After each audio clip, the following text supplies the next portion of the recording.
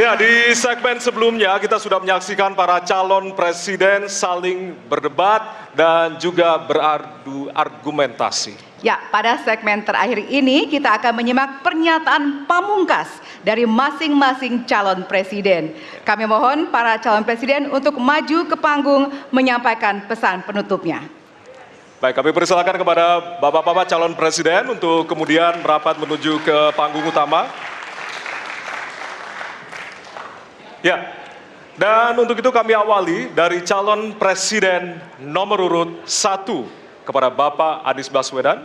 Waktu Anda 2 menit, dimulai dari sekarang. Di sini. Silakan, Bapak.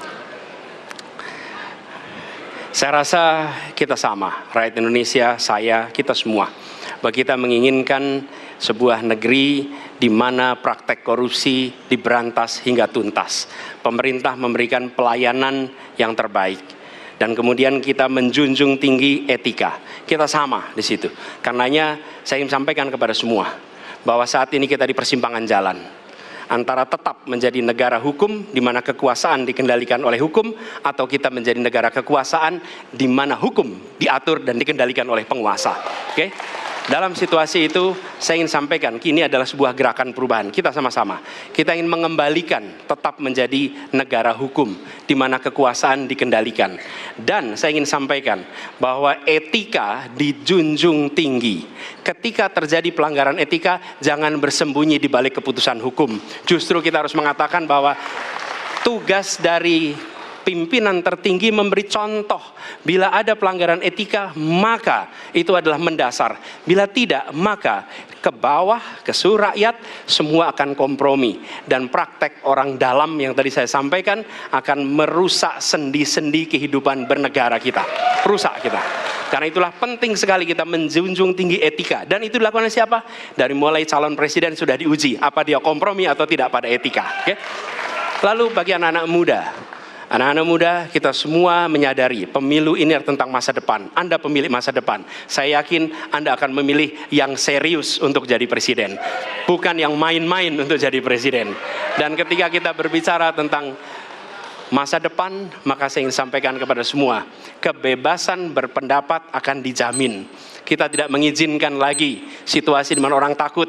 Maka itu saya sampaikan, Wakanda no more, Indonesia forever. Baik, waktu Anda habis, Bapak.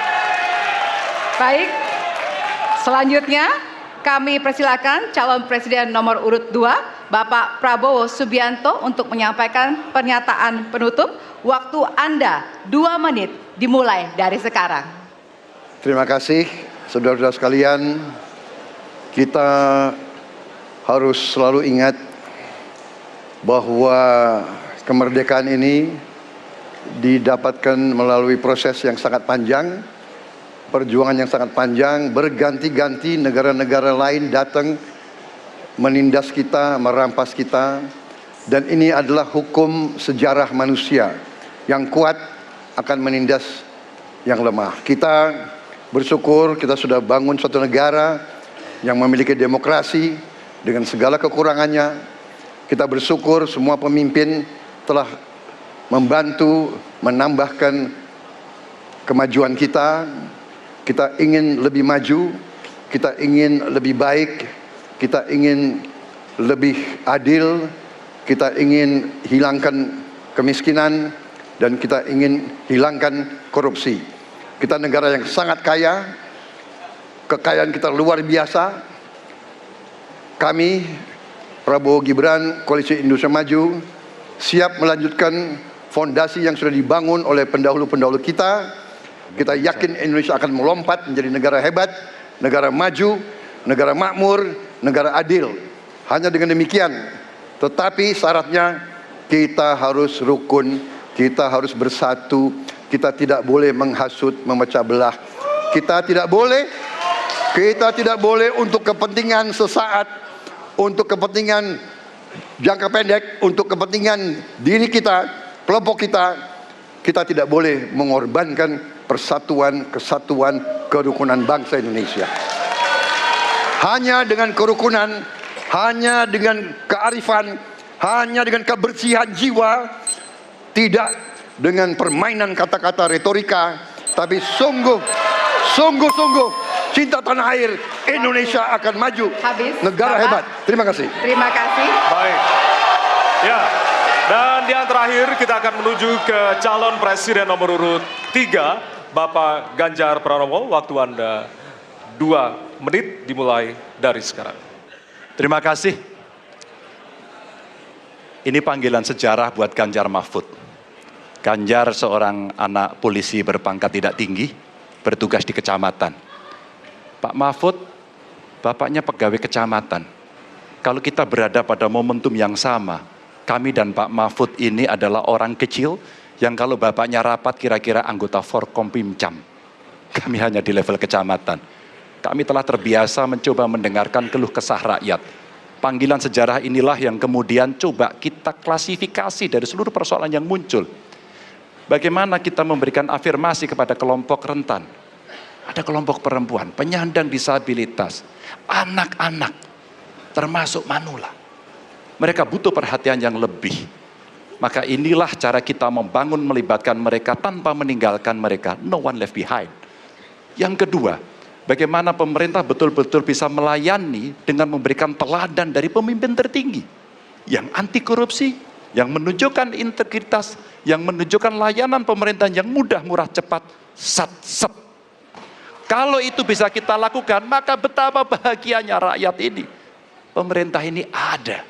Yang ketika dikritik tidak baperan, yang ketika media menulis, mereka merasa ini vitamin buat dirinya. Bukan sedang merongrong, apalagi kemudian merasa terancam. Maka kalaulah kemudian demokratisasi ini bisa kita laksanakan dengan baik, sesuai dengan amanah reformasi, nggak ada lagi cerita Bu Sinta, nggak ada cerita Mas Butet, nggak ada cerita Melki, tidak ada itu. Karena dewasa kita dalam berdemokrasi, maka dalam penghormatan terhadap HAM, mari kita konsisten antara pikiran, perkataan, dan perbuatan. Dan saya berdiri bersama korban untuk keadilan. Terima kasih. Mohon maaf kalau ada kata-kata saya yang kurang. Baik, Waktunya Bapak. habis. Ya. Pas sekali. Baik, hadirin, kita berikan tepukan yang paling meriah untuk para calon pemimpin Indonesia. Ya, kita sama-sama menjadi saksi dari ketiga calon presiden yang tentunya beradu ide, gagasan, dan juga program-program.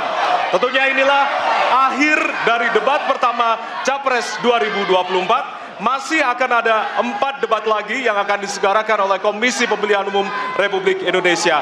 Dan semoga debat pertama ini mampu menjadi referensi Anda untuk memantapkan pilihan Anda pada 14 Februari 2024. Ya, tentunya kami mengimbau jangan sia-siakan hak pilih Anda pada 14 Februari 2024. Ya. Suara Anda sangat berharga untuk menentukan masa depan Indonesia. Akhirnya, saya Valerina Daniel. Ya, dan saya Ardianto Wijaya. Selamat malam dan Sampai jumpa. Terima kasih banyak. Terima kasih, Pak Prabowo. Pak Terima kasih banyak Pak Ganjar. Terima kasih, Pak Prabowo. Terima kasih Pak Anies. Terima Kita kasih, selfie Pak dulu, Bapak. Ganjar.